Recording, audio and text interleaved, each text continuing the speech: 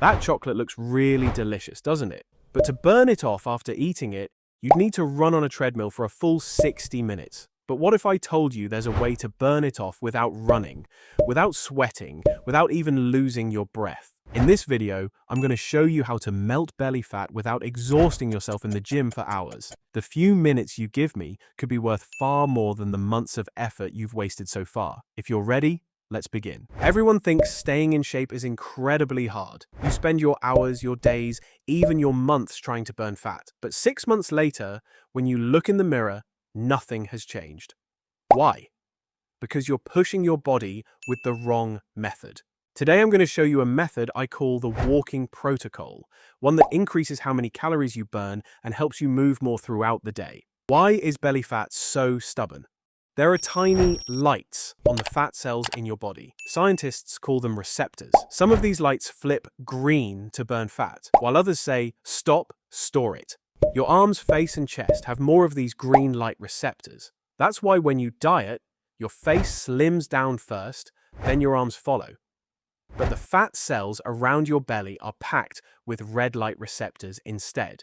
Your body has placed a kind of lock system there to protect your vital organs. This is exactly where most people make a big mistake. The hidden trap of intense training.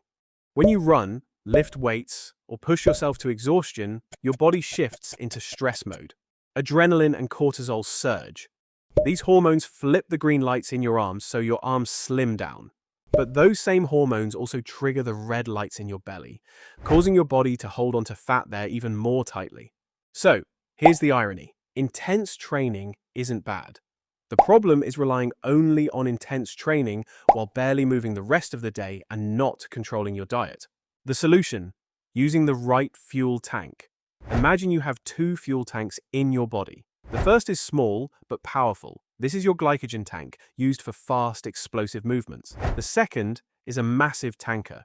This is your fat tank, which kicks in during long, low-intensity activity. Scientific research shows that high-intensity workouts mostly draw from the sugar tank, while low-intensity movement draws directly from the fat tank. During low-intensity walking, a larger share of your energy can come from fat. We call this low to moderate zone the fat burning zone. While walking, your heart rate stays at a level where you can still comfortably hold a conversation. Walking at a moderate to low intensity, where you can maintain your speaking pace, is a practical way to increase your daily energy expenditure, since it's sustainable over long periods. Is walking alone enough? I know you're about to object. I already walk a lot in my daily life, but just walking a bit in your daily routine won't suddenly make you fit on its own. If it did, delivery drivers would be the most muscular people around. To make this actually work, you need a system. Running always better. On paper, running burns more calories. That's true. A 30-minute run burns about 350 calories, while walking for the same amount of time burns around 150. But the human body isn't a calculator. It's a biological system run by hormones.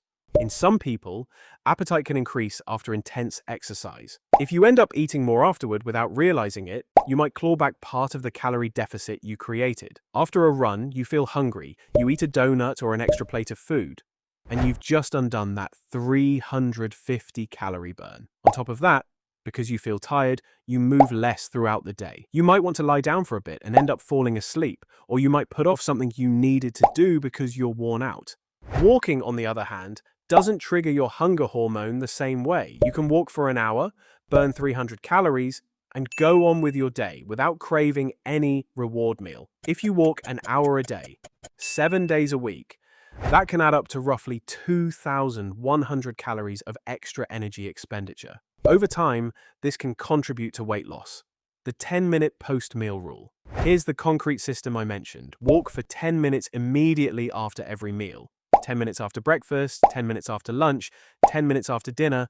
That's just 30 minutes total. Especially after meals containing carbohydrates can help limit the post-meal rise in blood sugar. You don't even need to put on workout clothes. Boost your daily movement. Scientists call this non-exercise activity, the calories you burn just by fidgeting, standing, and walking around throughout the day. The difference between a naturally lean person and someone who's overweight often isn't the gym, it's this daily movement. 3 simple methods. 1. The parking rule. Stop hunting for the closest spot, park at the very back. 2. The phone walk. Don't sit while talking on the phone, pace around the room instead. 3. The stairs choice. Take the stairs instead of the elevator. Climbing stairs burns far more calories than walking on flat ground. With these small habits, you can hit 8,000 to 10,000 steps a day almost without noticing. 10,000 isn't a magic number. What matters is moving more than your current activity level in a way you can sustain. Incline walking. Walking on flat ground is good, but walking on an incline surface changes the game. The incline works your glutes and hamstrings far harder without putting extra stress on your joints. Set the treadmill to a 12% incline at 3 kilometers per hour and walk for 30 minutes. This burns nearly as much as a run while keeping you safely in that low-stress, fat-burning zone. But be careful, don't support yourself with your arms. The moment you lean on your arms, you shift part of your body weight onto them, and that 12% incline effectively drops to 2%. If you can't do it without holding on, lower the incline to 8%. Remember, form matters more than anything. Don't forget about nutrition. No matter how much you walk, if you eat poorly, you throw it all away. Burning off that chocolate takes an hour, but eating it takes only a few seconds. Don't use walking as an excuse to make up for your diet. Think of your diet as the engine and walking as the turbocharger. If there's no fuel in the engine, the turbo does nothing. Aim to eat 300 to 500 calories below your daily needs. By the way, don't forget to like this video and subscribe to support me. 12-week roadmap. Weeks 1 to 4, warm-up. Find your current average step count. Add 2,000 steps to it. Focus on post-meal walks. Weeks 5 to 8, ramp up. Aim for at least 8,000 steps a day. Start applying the daily movement tricks. Weeks 9 to 12, peak. Push up to 10,000 to 12,000 steps a day. Add incline walking twice a week. Here's a challenge for you. Don't think about a whole year. Just focus on the next 7 days.